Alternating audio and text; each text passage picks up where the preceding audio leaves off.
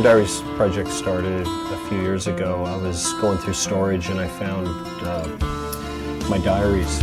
Last time I did Heroin was 1987, so it's been 20 years. We would read the book and then we'd write a song. We would read a chapter and we would write a piece of music. There's this constant push and pull musically, and that really is what defines 6 a.m.'s style. He showed me a copy of the book, I took it home and read it, and it just blew my mind.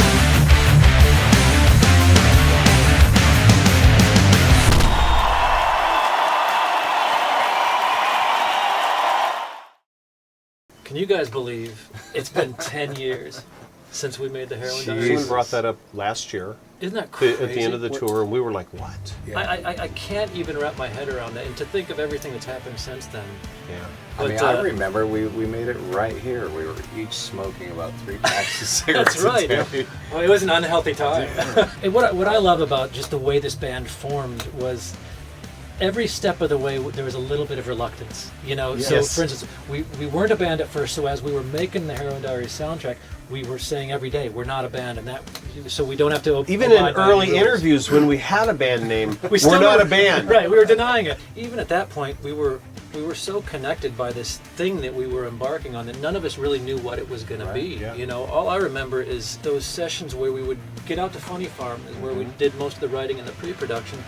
And I think every day that I drove out there, I had no idea what was going to happen. I kind of didn't even know why I was driving out there every day. All I knew was fun. There was no master plan. There was no master plan. None. So yeah, I mean, every day was a venture, and we had no idea that this was even going to turn into an album. I guess the first thing was that when the label called and said, "You guys better come up with a band name." I'm like, oh, for any of you out there, if you've ever been in a band or know people that are in a band, coming up with a band name, worst thing ever. It's the hardest thing ever. So anyway, it could break a band up.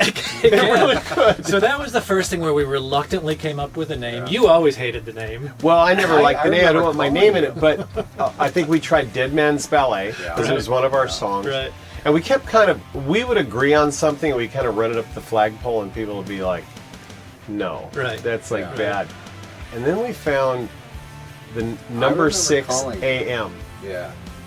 on MySpace. Yeah. No, we decided that was what we decided we liked. Yeah, well, yeah, because we were all wrecking our brain, and I remember going, okay, 6, and I remember thinking of all of our last names. Yes. Right. And then I was like, okay, 6 is a number.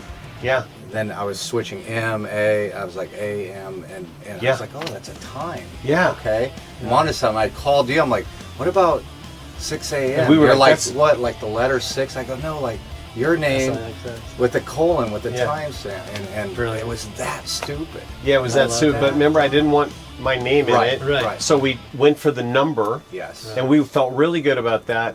And we didn't really have any way to check, so we went on MySpace. Yes. And we put in 6 a.m. and a band from I don't know where, the Midwest somewhere that had 8 followers. Yeah. And they did Lynyrd Skynyrd covers. And they shouldn't have had their shirts off. But you know what? Oh, man. We couldn't take it. Yeah. Right. So then we went with we had to do SIXX. Yeah. So that was the first one. And then the next moment of reluctance for us was we got a call and said, Life is Beautiful is a hit. You guys got to shoot a video. And we're like, okay, we'll shoot a video, but we're still not a band. And we don't have how do we shoot a video? We don't have a drummer. Yes, we didn't have a drummer. Which began the drummer drummer saga, which has lasted us until, ironically, just until last year when Dustin finally came in. Thank you. So I finally got a drummer.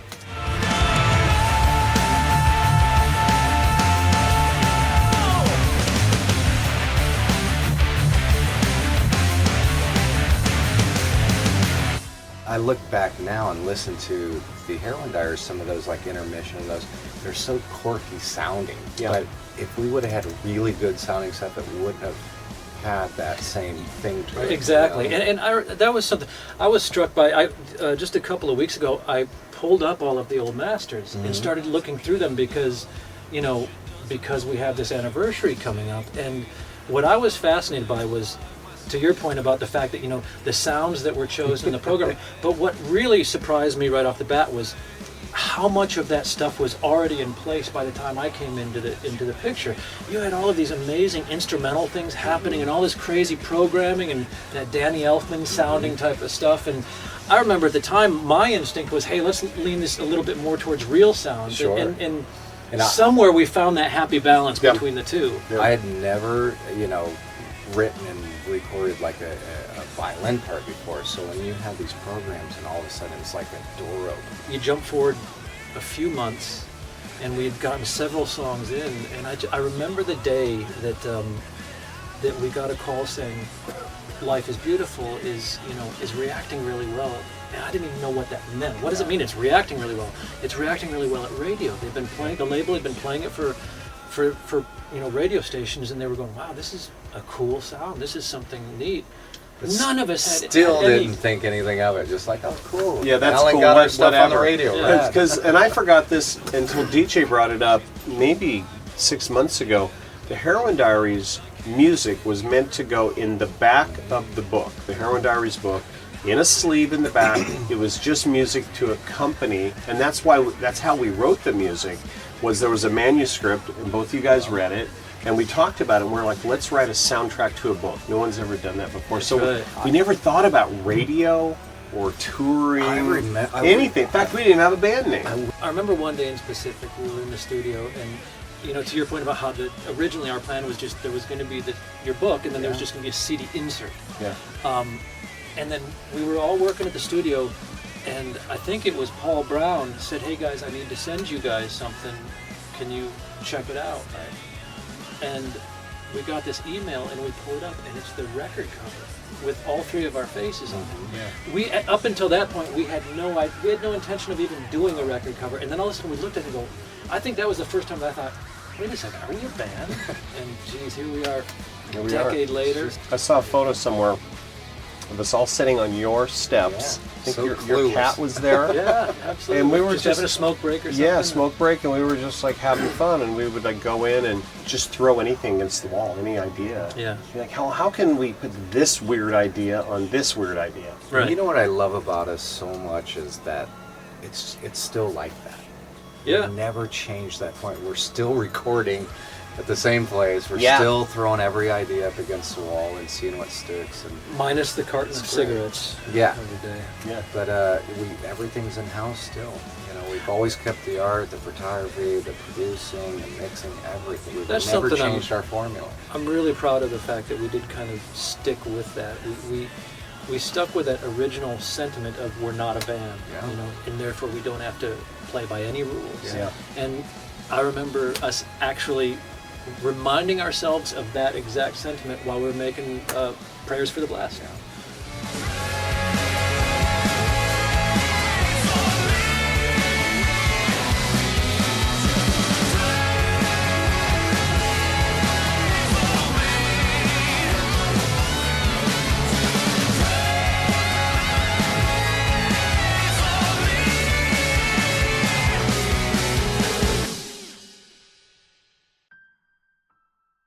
So we're really excited about this year because we're taking this opportunity, the 10-year anniversary, to re-release the Heroin Diaries soundtrack with some really special new things. Yeah, I guess. reimagined. Yeah. songs. Which, when we're done here, we're going to start working on the songs. So just like when the record started, we didn't know what we were going to do. We don't know what we're going to do. When a song means so much to somebody, it's kind of dangerous to go in and change that because people are like, well, that's my song. Right. So we have to be very tender with that. We have to pay the song respect and the legacy of the song or the songs from this album that we're going to play with. And that's exciting and also a little nerve-wracking. We're not just going to throw it against the wall. We're just adding some bonus tracks here, folks. That's not true. It's a big responsibility. It's a big responsibility, especially to an album that introduced us to the world. And I find on social media all the time people going, "Where was I? Right. Why am I only hearing about this Right, Yeah. right. now?" And that makes me feel good because it wasn't just a flash in the pan. It's something that has a life, and that's why we're here, celebrating, 10-year anniversary of this. You know what else I'm excited about as far as that goes is that look how dramatically the music industry has changed. we don't even talk about albums anymore. We talk about streaming. Yeah. So what I love is with this new trend towards streaming, and this, it's a brand new way for people to discover music. These records, including the Heroin Diaries soundtrack, get to be reborn into a new a new world where they can be rediscovered and discovered for the first time by a lot of fans, which just wouldn't have happened had streaming not come along and just completely disrupted how people were receiving their music. And that excites me because now I feel like the Heroin Diaries soundtrack has another 10-year lifespan, if not longer. Yeah. You know, when I was a kid, we'd go to school and someone would say, "Hey, have you heard about this band?" You know, and all the bands that I grew up with, they really influenced me. And the first thing we would do is we go to this record store in Seattle. It was called Cellophane Records. And if you went in there and they were out of the record, it was a small record store, so they only carried one or two of each record that were popular. If they weren't popular, you had to order it. You would miss out on something. You know, I remember I went to get Roxy Music's record, and it was out at the time, and it was sold out, and I didn't get it for another year. With streaming, and someone talks about the Heroin Diaries, and they talk to somebody about it, they can get it right away. And that excites me because there were so many times when I missed out on stuff, or stuff that I loved that I couldn't find for years and years and years with vinyl and even CD.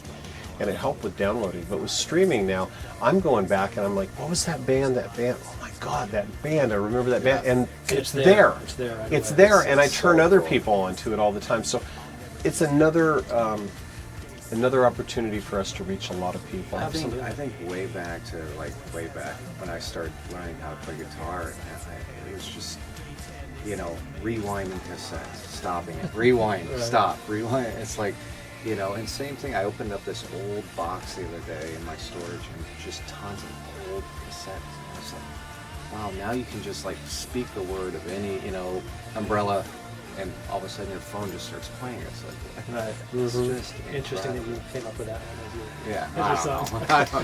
don't know. Because we didn't feel like we're a band, we weren't being judged, so we kind of kept pushing it harder and harder, and I think, that's what allowed us to really dig deep.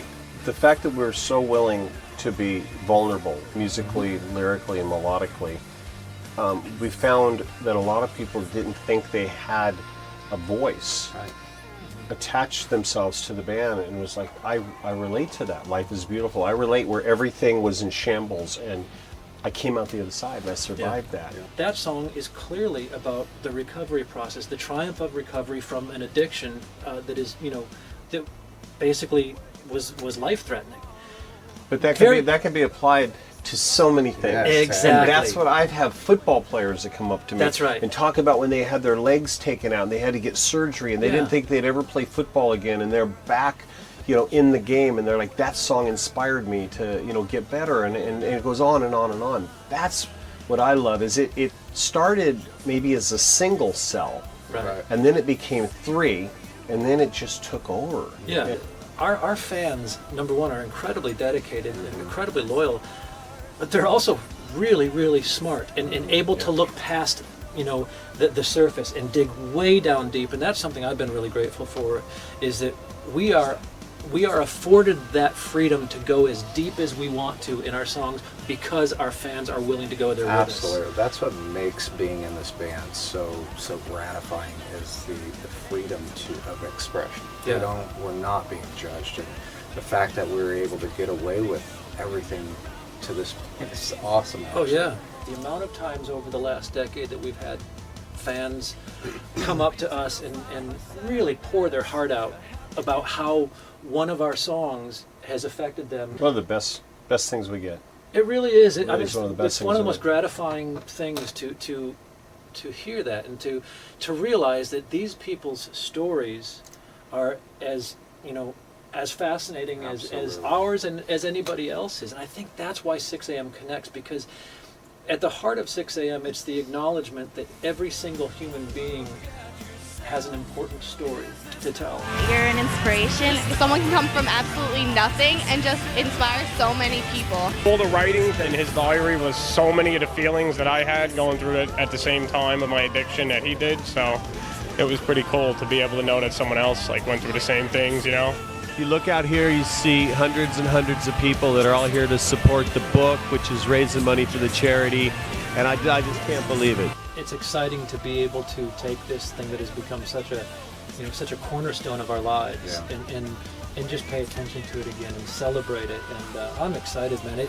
I love the fact that we've been making music a long time now, and as soon as we started talking about doing this, you jetted off an email. Hey, I got this idea what we can do to Girl with Golden Eyes. I thought, this is exactly how this stuff started, and it continues to this day, where we just get excited about this stuff. We love this stuff so much. This still to this day, above and beyond everything else, is a labor of love.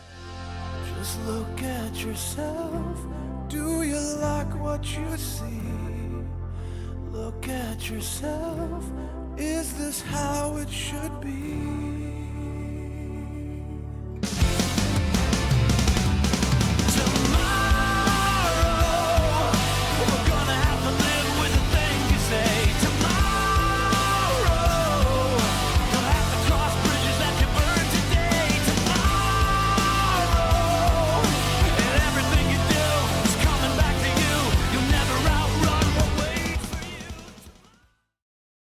I think we should let everybody in on the secret, 10-year-old secret. If most people back in the day, you spin the record backwards.